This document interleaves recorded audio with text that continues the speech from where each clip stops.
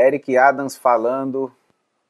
Hoje trarei o documentário Faces da África, Haile Selassie e o Pilar da Etiópia moderna, comentado por mim, tá? E ele foi legendado por Marky Bú, meu sobrinho. Muito obrigado, Marky. Play. The emperor, I think, kind of built in this appreciation of what was happening in the rest of the continent. For many, many years, he could not trust anybody else. He himself was Minister of Education. He was really a very special, God-gifted person. Então esse documentário aqui fala sobre Haile Selassie, imperador da Etiópia desde de 1930 a 1970 mais ou menos, tá? Para quem não conhece e tal, eu vou dar uma explicada mais ou menos, mas o documentário vai deixar bem claro e, bom, vamos assistindo aí juntos e eu vou dando umas pausas e falando.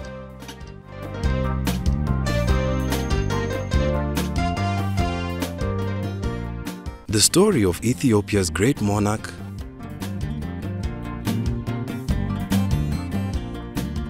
modernizer, and tragic hero Haile Selassie starts in the 1,000-year-old city of Harar.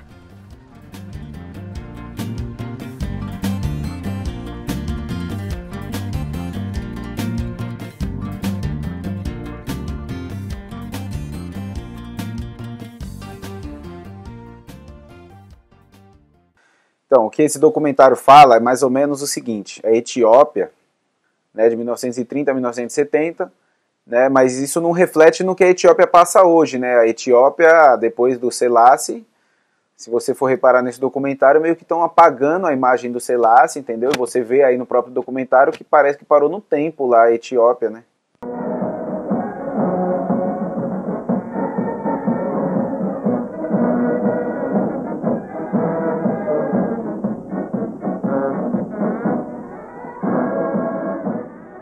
It was here in Harar that Ras Tafari, as he was known before his coronation as emperor, cut his political teeth. It also serves as a strong symbol of the difference between the ancient but primitive feudal society he grew up in and the modern nation he wanted to build. As a UNESCO World Heritage Site, Harar cannot construct new buildings within the old city's walls. But new buildings do go up outside the old city, and technology creeps in from all directions. So the coming year is holy war. I mean, like, hopeful, no war, no problem. Então o que esse documentário está mostrando mais ou menos é como o Haile Selassie modernizou a Etiópia, e como ele veio de um feudo da Etiópia, de uma região da Etiópia que era em Harar, eu vou pôr o mapa aí, e aí até virar imperador e ter que ir para Addis Ababa, né? Jeff Pierce is a Canadian author who has spent 10 years working on a book about the country's war with Italy. In his decade of research, he has interviewed some of the top experts on Ethiopian history. Emperor Haile Selassie, of course, he had a special connection to Harar, and he invested in coffee plantations. He was very shrewd financially, but he was also very politically astute. These were the rules of King Haile Selassie. So these are medals which are gotten from different countries. Haile Gasho is a tour guide who has taught himself 4 languages and shows visitors around Haile Selassie's honeymoon palace in Harar. It's a very young Ras Mulligan. Yes, I think. The Haile Selassie's time, actually, I was like too young for that, and my family used to mention that he's one of a good leader. And everything is, the main reason what they mention is everything is very peaceful, and most of the things are very cheap. Você viu o jeito que ele falou? Tipo meio... o pessoal fala que o tempo dele era meio de paz, né, e tal. Ele tem medo mais ou menos porque a imagem que se faz do Selassie depois que tiraram ele do poder é que não foi tudo aquilo, entendeu? Essa é a imagem que tentam passar. Então isso que ele está falando, na verdade ele repara, ele está até com medo de poder expressar a opinião que ele tem. They have been brought together by the man, dead almost 4 decades, who tried to bring together his nation, his continent and the world, often with his own personal touch. The most unique habit about King Haile Selassie is not only pretending like a king and always staying in the palace, So my grandfather used to tell me that he always go to a place where people get sick, like in the hospitals, and visit people. And people who don't have finance, they're supported by King Haile Selassie. So he's a really nice king, in my opinion. Ras Tafari was the son of nobleman Ras Makonnen, a provincial governor. He was also an Ethiopian hero for fighting off invading Italians in the late 1800s. Então Haile Selassie já vem da descendência de um rei que ganhou da Itália no ano 1800 de invasão, né? Então vamos dar um pause aqui e falar, pô, a Etiópia, a África, não sei, em 1900 a África tinha acabado de ser fatiada. Esse tratado foi assinado na Conferência de Berlim. E o ano, 1885. A Conferência de Berlim fez esse acordo que dividia a África entre países da Europa, menos o da Etiópia, que até então nenhum país da Europa ou de nenhum outro lugar tinha conseguido conquistar. Ras Makonnen is buried in this Harer church, in a place of honor.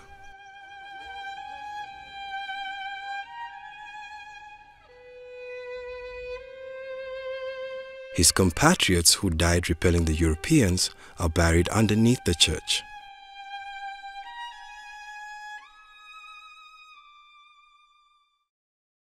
His father decided to educate young Ras Tafari with tutors of different specialities, one an Ethiopian monk and the other a Mexican surgeon. Ras Makonnen had two sons. Upon his death in 1908, his eldest, Yilma, inherited the post. 2 years later, he also passed away, and Ras Tafari became governor while still a teenager. If you want to understand the Ethiopian sort of feudal politics, it was really like Game of Thrones. It really was. Imagine this boy who's a duke, and he is given responsibilities to run this province at 14 years old. And he's trained by a Catholic priest. He's not trained by an Orthodox Ethiopian cleric. So already the other nobles are suspicious of this kid. At 24, he was appointed regent by Empress Zewditu, who used the young man to solidify her own hold on power due to his influential family.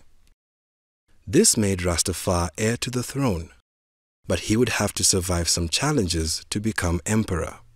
Então o que acontece? Haile Selassie, além de ser descendente e tal, teve uma prima dele que já era rainha lá em Addis Ababa e ele era descendente. Com 26 anos ele já ficava do lado dela lá como se fosse um conselheiro. Quando ela veio a falecer, ele que ficou no trono da Etiópia por direito, né? Porque tinha perdido o pai, os irmãos, ficou só ele, que era o mais novo.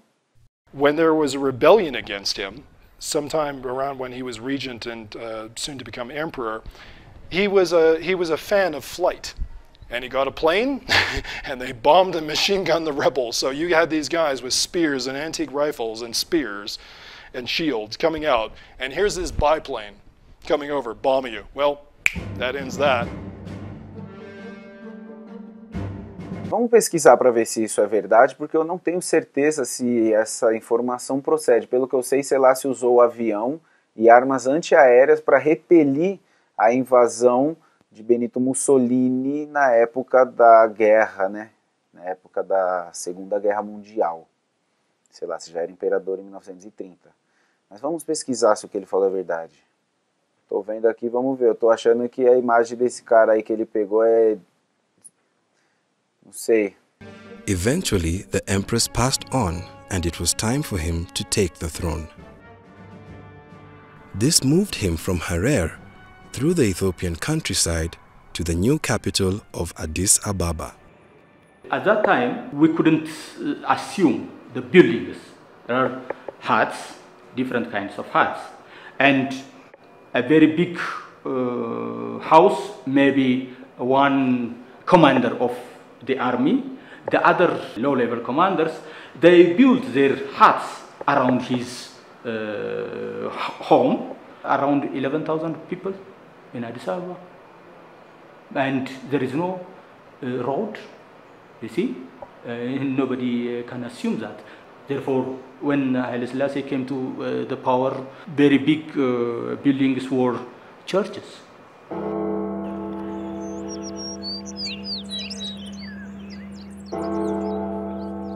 Então Selassie veio no poder, ele já começou já modernizando, construindo rua, prédio, entendeu? E nem todo mundo ficava agradado com isso na Etiópia, né?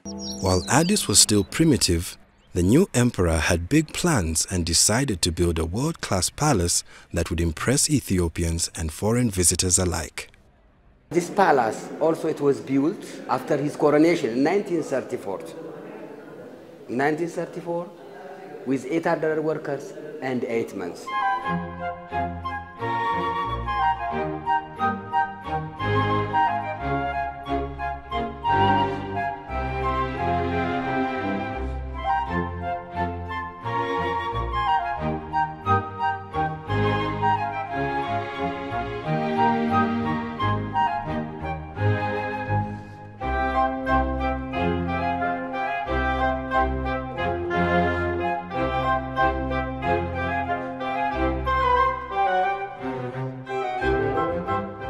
His palace is now part of a museum on the ground of the country's first university, which he himself founded.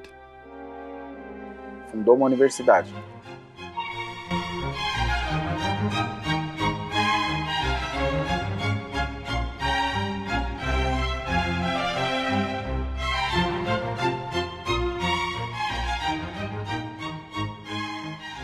His visits with students showed the early priority he was putting on modernizing education in Ethiopia. He used to visit many schools throughout the whole Ethiopia.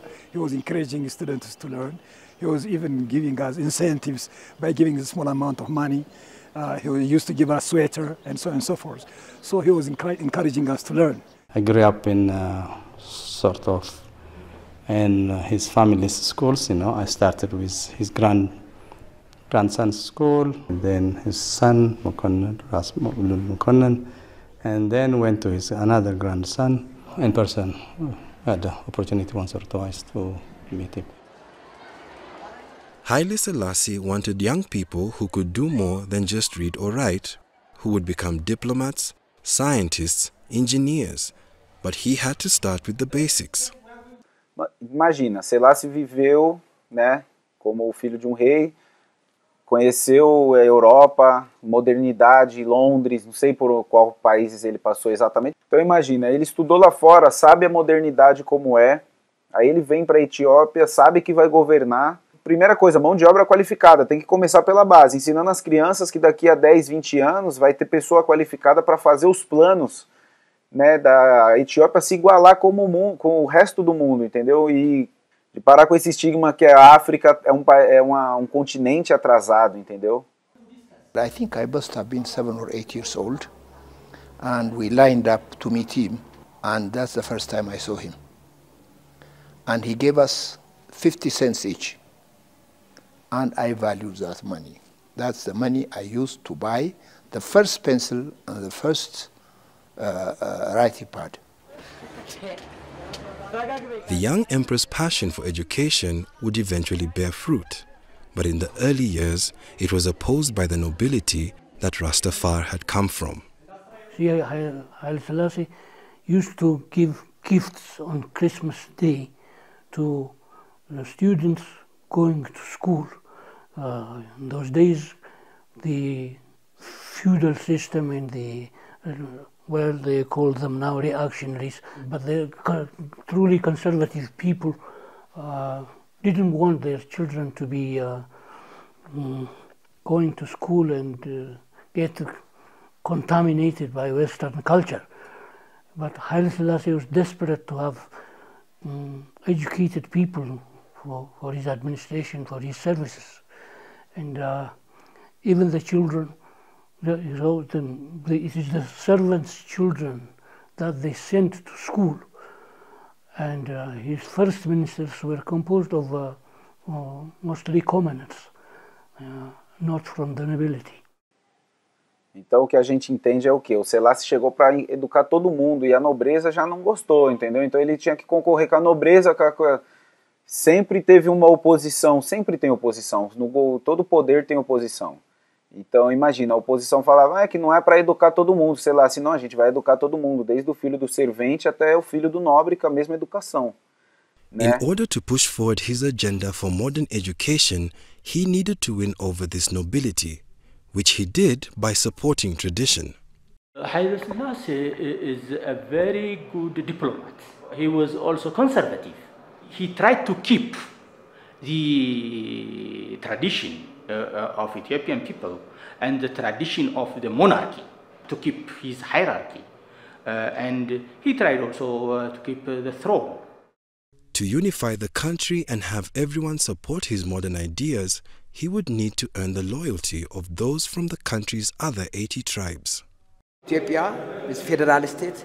There are 83 ethnic groups who represent 83 ethnic groups. Perhaps King Haile Selassie from 3 ethnic groups, Amhara, Oromo, and Gurage or Silde. Therefore, what was the rest? 83 ethnic groups, not easy. 80 ethnic groups, they have their own culture, their tradition, their belief. Even their traditional kings, they have it. Perhaps the most crucial factor that helped him to unify the country and gain acceptance for his modernization program was the support of the powerful Ethiopian Orthodox Church. Diga-se assim de passagem que é a igreja mais antiga do mundo. Eles têm a Bíblia mais antiga do mundo, entendeu? Eles é mais antigo que o Vaticano. E Selassie tentou juntar, é complicado, você fala, pô, a Etiópia tem 83 tribos, uma não é parecida com a outra, cada um tem sua língua, seu próprio rei. Então, na ideia de unificar ele que fez a Etiópia virar uma nação. Antes disso, era um estado federal, com 83 tribos diferentes, entendeu? Cada uma com seu rei. Um rei governava várias, um rei governava uma.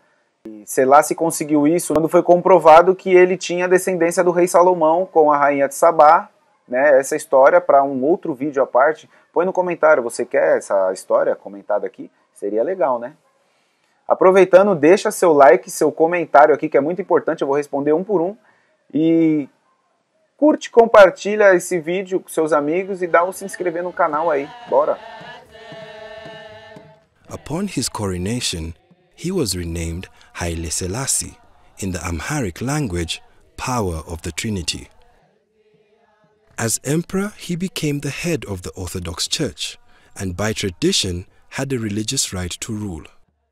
Então, mais ou menos para explicar, Haile Selassie, ele nasceu como Ras Tafari Makonnen, mas depois da sua coroação em 1930, ele foi nomeado para Haile Selassie, que em etíope significa o poder da Santíssima Trindade. Então, quando você fala Ras Tafari Makonnen, você está falando o rei Tafari Makonnen, que depois foi nomeado para Haile Selassie. Before 1974, just the state and the religion, it was linked. Who coronated King Haile Selassie? By the church. That's why I said it. The churches, because the churches, it was belonging to for the king. He's more dominant. You cannot separate the churches and the kings. And also they have a power. Even also 1/3 of the land, it was belonging to for the churches. Of course, for us, you know, we think he's like God, you know, and he himself did not give us that coin, by the way. It's Abhanna, his treasurer, who goes out and hands coin, and our eyes are with him. You know, a very short fellow, walking, and you know, that's it. You know, you can imagine at that age, we thought God was on earth. Então, aquela visão, Selassie era um deus na terra, a população acreditava nisso pela paz que ele trouxe na época, por ter defendido a Etiópia de invasão externa, como a família dele e outros reis da Etiópia já estavam fazendo nas fronteiras há anos, e pela melhoria que ele levava para a Etiópia, entendeu? Mas ele mesmo nunca falou, sou o Deus, sou o descendente, sou tal. A própria população foi achando esse link de ele ser descendente, porque da família dele, e ele reinar, e ele era baixinho, como o rei Davi também ele era baixo, e ele ganhou do Benito Mussolini, que era um cara altão, gigante. A galera já fez alusão ao pai do rei Salomão, que era o rei Davi, entendeu? Tem toda essa mística em volta em volta de Haile Selassie. Beleza? Família, o documentário fica por aqui. Espero que vocês estejam ansiosos para a segunda parte. Assiste outros vídeos do canal que eu vou deixar aqui, aqui ou aqui ou aqui. tamo junto, falou. While he was promoting an agenda based on logic and progressive ideas, legend was a powerful tool of the church. It claims a biblical relationship between its monarch and the famous Jewish leader and legendary wise man, King Solomon. The Ethiopian royal line, so Haile Selassie himself, is said to descend directly from the Queen of Sheba. For one, it's very difficult to justify that Haile Selassie was a direct descendant of Emperor Selassie and Queen Sheba and King Solomon. But we simply took it for granted, for we love and respect Emperor Haile Selassie. It was before Christ, 955 BC.